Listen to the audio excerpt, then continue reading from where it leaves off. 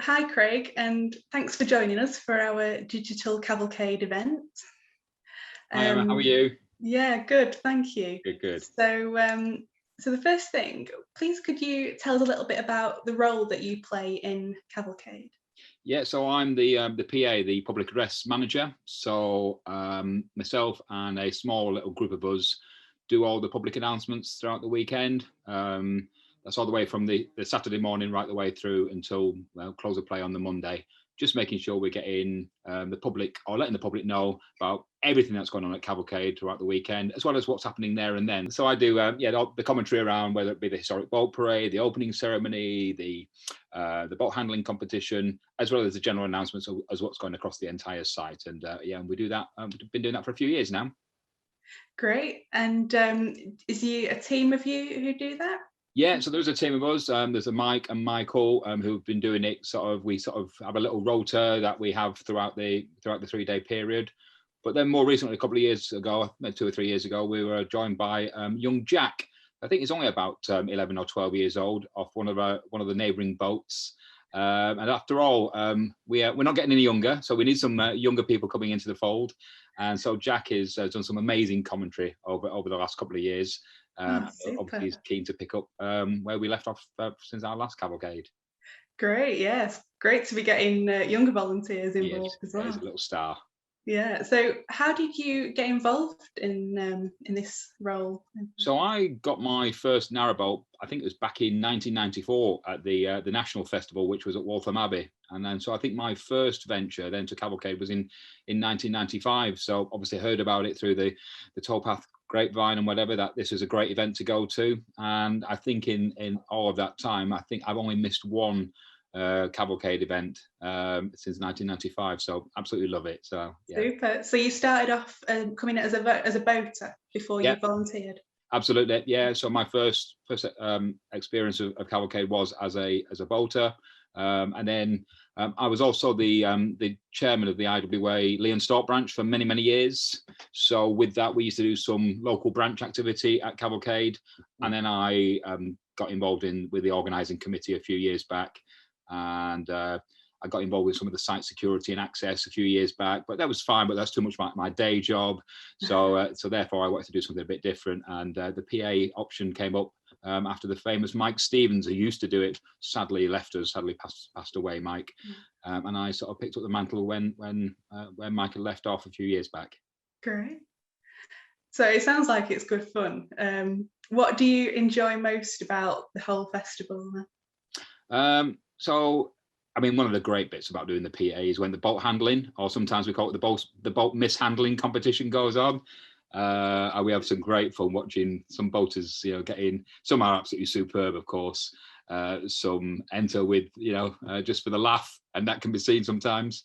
I do remember one year, one of the windows on the trip boat opposite being popped by a boater during the boat handling competition, to the great hilarity of everybody, except obviously the person who owned the boat, whose window had been smashed. But no, that was great fun. But it's also just making sure that we are putting out regular information, but not overdoing it. So people don't want to be all the time listening to a constant PA. So it's about getting that balance right, but at the same time making sure people know about all the events and activities that go on, whether it be on Rembrandt Gardens or down by the Paddington Arm, because it is such a big site now. So making sure that we, everybody is involved, and all the different events are advertised to the best of our abilities, really.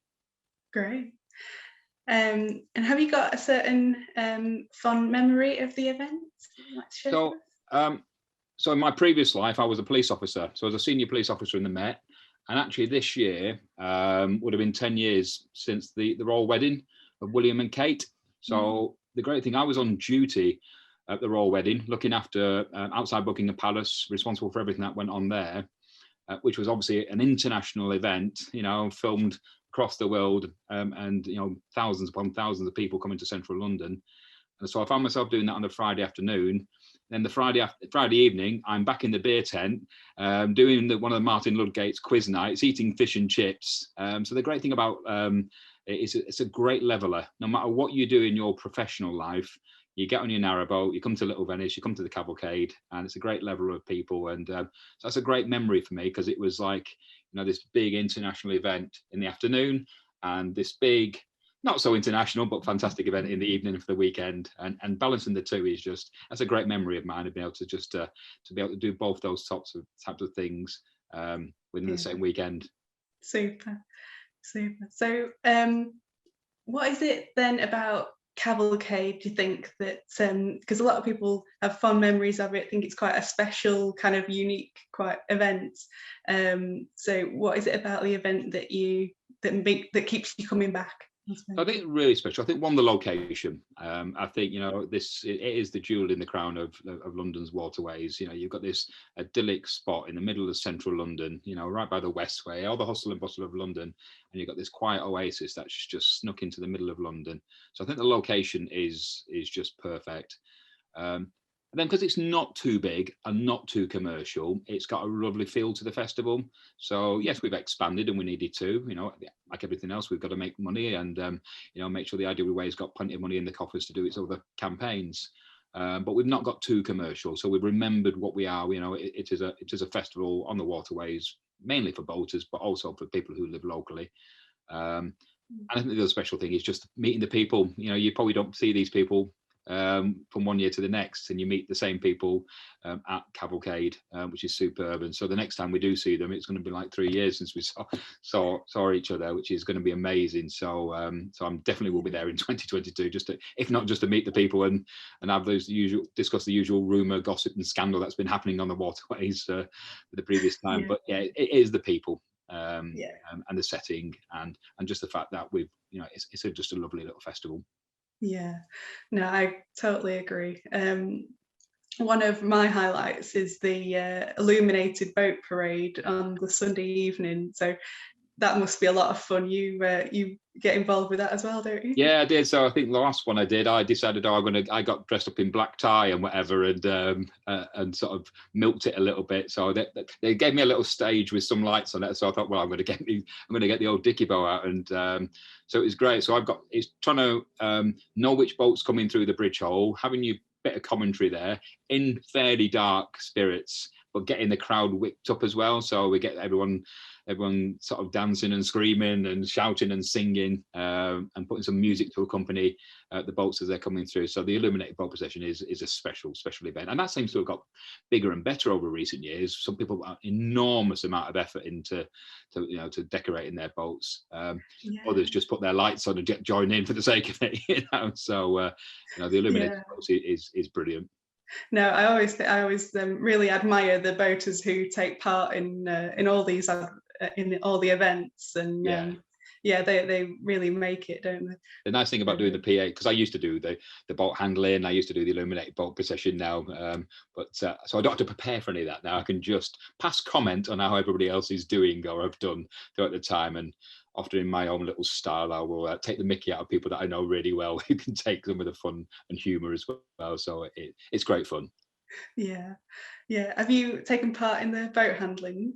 Yeah, I won it a couple of times around. Yeah, so I think I was joint winner one year, then I won the trophy I think the following year in my own right. So it was great. That was good fun. So I always say one day I'll actually go into the boat handling competition and do the commentary myself as I'm going round, so which will be quite different. Obviously, telling everybody just how brilliant I am at boat handling, but one year, once Dennis provides me with a microphone that doesn't need to be attached to a bit of lead to the land, I might well do that. So. Super, that will hold you to that. Now it's recorded. No, so. Do you ever get nervous then when you're like conducting these events in front of sometimes thousands of people?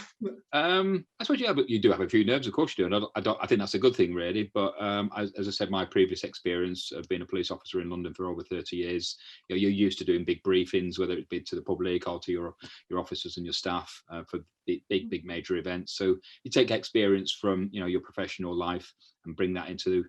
For the great thing about Cavalcade, you can, unlike in policing, when I'm doing my big briefings I can do a Cavalcade with a glass of wine or a beer in my hand. So which is, and add in a lot of humour, which you may not be allowed to do in the policing environment. So, but it's certainly it's just taking. But a few nerves is never a bad thing anyway. So it just keeps you on your toes and keeps you professional. Yeah, great.